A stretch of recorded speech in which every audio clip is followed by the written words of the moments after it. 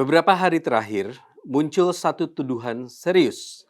Nama Yusuf Kala diseret ke dalam polemik ijazah Jokowi. Tuduhannya spesifik. Yusuf Kala disebut mendanai Roy Suryo dan kawan-kawan sebesar 5 miliar rupiah untuk mempersoalkan ijazah Jokowi. JK membantah dan sekarang ini bukan lagi sekadar pernyataan akan menempuh jalur hukum. Tim kuasa hukum JK sudah datang ke Bareskrim. Mereka membawa 3 video sebagai bukti awal. Dan yang dituju bukan hanya Rismon, tetapi juga 4 akun YouTube yang dinilai ikut memuat atau menyebarkan narasi yang menyudutkan JK. Sampai di sini banyak orang langsung bereaksi. Ada yang bilang, ini wajar. Karena kalau nama seseorang diseret ke isu sebesar ini, tentu ia berhak membela diri. Tapi ada juga yang bertanya, kenapa cepat sekali? Kenapa seperti terburu-buru? Apakah ini langkah hukum yang tenang atau justru manuver lebih dulu sebelum narasinya membesar? Nah, sebelum kita ikut arus emosi, ada satu rem yang harus kita tarik dulu. Sumber tuduhan ini adalah video yang beredar. Dan sampai titik ini, yang paling tepat kita katakan adalah video itu belum terverifikasi. Belum jelas asli atau tidak. Belum jelas utuh atau tidak. Belum jelas konteksnya apa. Dan belum jelas siapa yang benar-benar mengucapkan pernyataan itu. Ini penting. Karena kalau titik berangkatnya salah, maka seluruh analisis setelahnya ikut meleset. Jadi episode ini jangan dibaca dengan logika siapa benar, siapa salah. Belum. Yang lebih masuk akal adalah memakai logika bertahap. Logikanya, kalau benar, maka apa? Kalau tidak benar, maka apa? Mari kita mulai dari kemungkinan pertama. Kalau video itu benar, utuh, dan memang berasal dari Rismon, maka konsekuensinya serius. Karena tuduhannya bukan opini yang samar. Bukan sekedar kecurigaan umum. Ini tuduhan yang konkret. Ada angka, ada pihak yang disebut memberi, ada pihak yang disebut menerima, ada tujuan, dan menurut tim kuasa hukum JK, mereka melapor karena menilai ada pernyataan dari Rismon yang menyebut JK memberikan uang 5 miliar rupiah kepada Roy dan kawan-kawan. Kalau klaim seperti itu benar-benar diucapkan, maka beban pembuktiannya juga konkret. Harus bisa dijelaskan uangnya dari mana, mengalir lewat siapa, dan untuk tujuan apa. Kalau benar begitu, maka langkah JK untuk melapor masuk akal. Karena ini bukan lagi perdebatan politik biasa. Ini sudah menyentuh nama baik, integritas, dan tuduhan faktual yang harus dibuktikan. Tapi ada kemungkinan kedua. Kalau video itu memang merekam sesuatu yang nyata, namun dipotong, dijahit, atau dilepas dari konteksnya, maka masalahnya bergeser. Di situ yang menjadi persoalan bukan hanya isi ucapan, tapi juga cara ucapan itu dikemas dan disebarluaskan. Artinya pihak yang harus diperiksa tidak otomatis berhenti pada orang yang disebut bicara. Bisa jadi yang lebih menentukan justru mereka yang mengedit, mengarahkan framing, dan menyebarkannya dengan konteks yang menyesatkan. Nah, dan update terbaru justru menguatkan kemungkinan ini. Karena langkah JK sekarang tidak hanya mengarah pada dugaan pengucap utama, tapi juga pada jalur distribusi kontennya. 4 akun YouTube ikut disebut dalam rencana laporan. Ada yang dinilai memuat narasumber dengan pernyataan yang dianggap tidak benar dan menyudutkan JK. Ada yang dituduh ikut menyebarkan pernyataan yang menurut kuasa hukum JK diduga dibuat oleh Rismon. Bahkan ada juga konten yang menurut mereka menuduh JK berencana melakukan makar. Jadi sekarang, kasus ini tidak lagi semata dibaca sebagai siapa bicara apa, tapi juga siapa menyebarkan apa, dan dengan framing seperti apa. Lalu ada kemungkinan ketiga.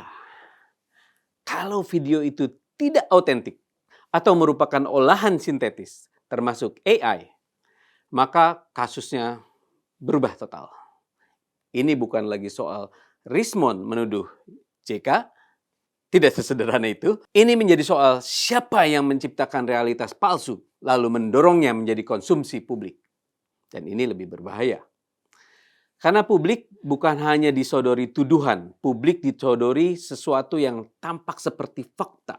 Nah, di tengah semua kemungkinan itu, kubu Rismon juga sudah membantah. Menurut kuasa hukumnya, video yang beredar merupakan hasil olahan AI. Dan Rismon disebut tidak pernah menyebut nama Yusuf Kala. Artinya sekarang pusat persoalannya bergeser. Tadinya fokus publik ada pada isi tuduhan. Sekarang fokusnya berubah ke pertanyaan yang lebih mendasar. Apa benar ada tuduhan langsung dari Rismon? Kalau jawabannya tidak, maka jalur analisisnya juga harus berubah. Kalau sumbernya saja belum pasti, maka menentukan siapa yang paling bertanggung jawab harus dilakukan secara sangat presisi. Dan ini bukan problem yang berdiri sendiri. Di Jakarta, kita baru saja melihat kasus lain yang kelihatannya administratif, tapi sebenarnya sangat mendasar. Ada warga melapor melalui Jaki, lalu respon tindak lanjutnya ternyata memakai foto AI. Pemerintah Provinsi DKI mengakui ada keliruan validasi. Kelurahan Kalisari akan ditegur dan DKI menyatakan akan melarang penggunaan AI untuk bukti tindak lanjut pengaduan warga. Kenapa ini penting? Karena problemnya bukan sekadar ada foto editan. Problemnya adalah AI mulai masuk ke ruang yang seharusnya formal, prosedural, dan bisa diaudit. Warga melapor ke kanal resmi, artinya warga berhak berasumsi bahwa setiap respon yang mempunyai jejak kerja yang nyata. Ada aduan, ada tindak lanjut, ada bukti, ada verifikasi. Kalau bukti tindak lanjut saja bisa digantikan oleh output sintetis, maka yang rusak bukan cuma satu laporan warga. Yang rusak adalah kepercayaan terhadap prosedur. Dan disitulah benang merahnya dengan kasus DKI ini. Di satu sisi, kita melihat video yang belum terverifikasi sudah mendorong reaksi hukum dan politik. Di sisi lain, kita melihat bukti visual sintetis yang sudah sempat masuk ke kanal layanan publik. Dua-duanya memberikan pelajaran yang sama. AI boleh saja membantu kerja, tapi AI tidak boleh diam-diam menggantikan fakta yang seharusnya diverifikasi. Karena begitu prosedur formal mulai menerima simulasi sebagai bukti, yang kita hadapi bukan lagi sekadar hoax, tapi erosi akuntabilitas. Dan disinilah langkah Yusuf Kala menjadi menarik untuk dibahas. Secara prosedural tentu JK punya dasar untuk marah kalau nama seseorang diseret ke isu sebesar ini dengan angka yang sangat spesifik dan efek reputasi yang sangat luas. Maka wajar bila ia ingin memulihkan nama baiknya melalui hukum. Dalam konteks itu, langkah melapor tidak otomatis salah. Justru update hari ini menunjukkan bahwa kubu JK ingin memberi sinyal bahwa ini bukan sekedar gertakan. Ini langkah yang benar-benar sedang dijalankan. Tapi problemnya tidak berhenti pada pertanyaan, boleh atau tidak melapor. Problem yang lebih menarik adalah ini. Di sini ada benturan antara strategi hukum dan strategi politik. Strategi hukum menuntut kehati-hatian. Logikanya sederhana. Kalau sumber belum terverifikasi, maka identifikasi pelaku harus ditunda sampai cukup jelas. Kalau video itu belum pasti otentik, maka jangan terburu-buru memastikan siapa yang harus jadi target utama. Karena hukum pidana bukan hanya bicara tentang adanya kerugian. Hukum pidana bicara tentang ketepatan siapa yang bertanggung jawab. Sebaliknya, strategi politik bekerja dengan cara berbeda. Dalam politik, menunggu terlalu lama juga berisiko karena persepsi bisa mengeras lebih cepat daripada fakta.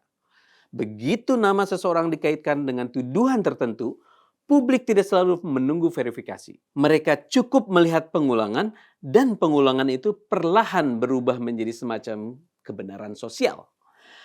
Dalam logika ini, bergerak cepat sering dianggap perlu. Bukan karena bukti sudah lengkap, tapi karena narasi harus dipotong sebelum membesar. Jadi kalau dilihat dari kacamata hukum, langkah JK ini bisa dikritik sebagai sesuatu yang perlu ekstra hati-hati. Tapi kalau dilihat dari kacamata politik, langkah cepat itu bisa dibaca sebagai manuver untuk menutup celah. Bukan semacam reaksi emosional, tapi tindakan preventif agar namanya tidak terlanjur terkunci dalam satu persepsi. Dan justru dengan ikut memasukkan 4 akun YouTube ke dalam sasaran laporan, terlihat bahwa kubu JK tidak hanya ingin membantah isi tuduhan.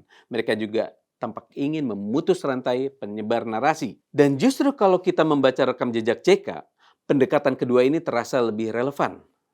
Saya pribadi melihat posisi JK sebagai politisi. Sederhana saja, politisi yang sangat paham bahwa pernyataan publik selalu punya fungsi. Dulu, ia pernah sangat keras mengkritik Jokowi, bahkan sempat muncul pernyataan yang intinya menggambarkan kekhawatiran bahwa negara bisa kacau. Tapi ujungnya, ia justru menjadi wakil presiden Jokowi. Apa artinya? Artinya dalam politik, pernyataan keras tidak selalu berujung pada konfrontasi permanen. Kadang-kadang itu bagian dari positioning, bagian dari negosiasi, bagian dari pembentukan daya tawar politik. Karena itu terlalu polos kalau kita membaca semua pernyataan politisi seolah-olah murni ekspresi moral. Dalam konteks yang lebih dekat, JK juga cukup vokal mengkritik keterlibatan Jokowi dalam Pilpres 2024. Ia bicara tentang netralitas, ia bicara tentang fairness, ia bicara tentang pentingnya pemilu yang jujur dan adil. Pada saat yang sama, ia juga bukan penonton netral. Ia punya posisi politik, ia punya preferensi politik. Jadi, kalau hari ini JK bergerak cepat terhadap tuduhan yang menyeret namanya ke dalam isu ijazah Jokowi, masuk akal kalau publik membacanya bukan hanya sebagai langkah hukum, tetapi juga sebagai manuver politik. Bukan berarti tujuan kepada JK lalu menjadi benar. Bukan. Justru sebaliknya. Langkah cepat itu bisa dibaca sebagai upaya untuk memastikan satu asosiasi politik tidak sempat tumbuh liar. Tapi tetap ada catatan, kalau nanti terbukti video itu bukan autentik atau bukan berasal dari Rismond, maka pertanyaan berikutnya akan muncul. Apakah target reaksinya sejak awal sudah tepat? Apakah langkah yang cepat itu cukup presisi? Karena dalam hukum, cepat saja tidak cukup, ia juga harus akurat. Jadi kesimpulannya sederhana. Kalau video itu benar dan tuduhan itu memang datang dari Rismond, maka JK punya alasan kuat untuk menempuh jalur hukum. Kalau video itu hasil manipulasi atau AI, maka fokusnya harus bergeser ke pembuat, pengolah, dan penyebar konten palsu. Dan kalau situasinya masih abu-abu seperti sekarang, maka publik sebaiknya tidak buru-buru menyimpulkan seolah semuanya sudah terang. Karena di era sekarang masalahnya bukan hanya kebohongan. Masalahnya adalah ketika sesuatu yang belum terverifikasi diperlakukan seperti kebenaran. Dan dalam ruang seperti itu, yang bergerak lebih dulu seringkali bukan fakta, melainkan strategi. Saya Aryo Bimo, ini Masuk Akal.